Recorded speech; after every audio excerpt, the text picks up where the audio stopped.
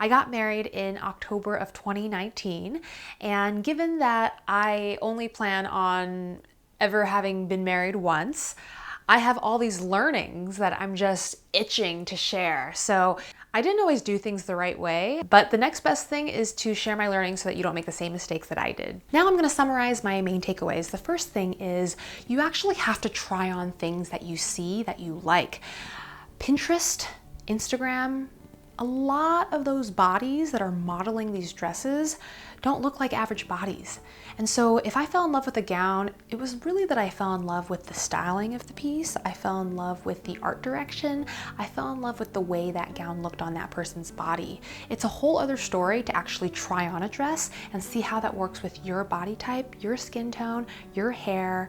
So I really implore you, try something on, because even though you might find an inspo picture and realize, I love that, I need to have it, I must try it on, it might be a very different thing when it's on you.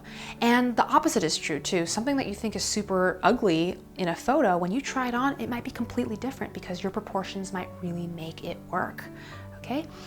Something else about trying things on is when you are actually wedding dress shopping and you pull something off a rack, if that doesn't look great on the rack, it doesn't mean that it doesn't look fabulous in person on your body.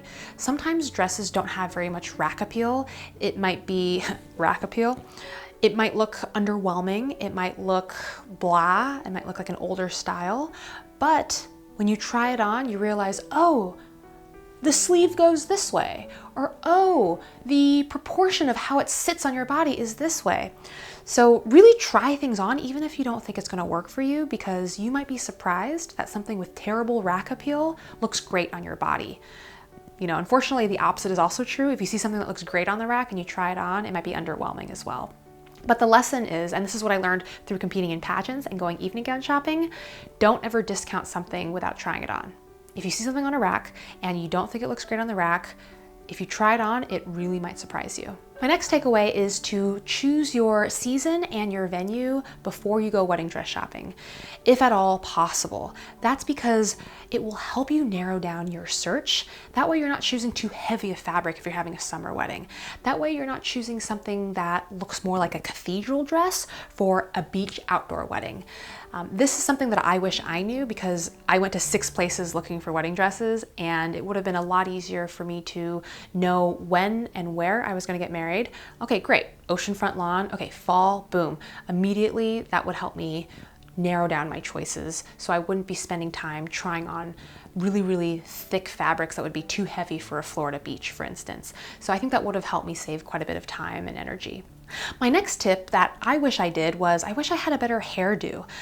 Having my makeup on wasn't enough. If I had an updo, I think that would have helped me picture myself in a more elegant way in these dresses. Plus, having your hair up does expedite the act of trying on gowns. Some of these gowns do have intricate buttons and zippers around your neck. So if your hair is up and off your neck, it's just faster for the person helping you to zip you up, button you in, and then take you out of the dress. Having your hair up and out of the way just is logistically easier, and it helps create the silhouette that is worthy of some of these really high-end gowns. I think I was so excited to go wedding dress shopping that I didn't necessarily have a budget to begin with, and I said, show me what you got.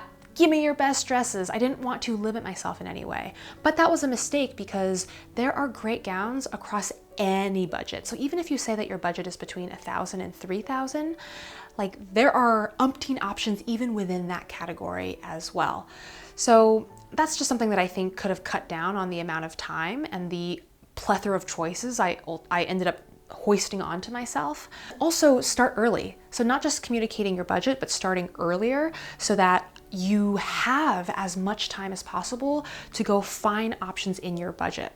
I'd say the lower your budget, the earlier you need to start. This is applicable for finding evening gowns and pageants too. I started looking for my wedding dress 13 months before I got married. And even then, I was having my bridesmaids sew lace appliques 6 hours before I said I do. I was cutting it close, so don't be me, start early, please.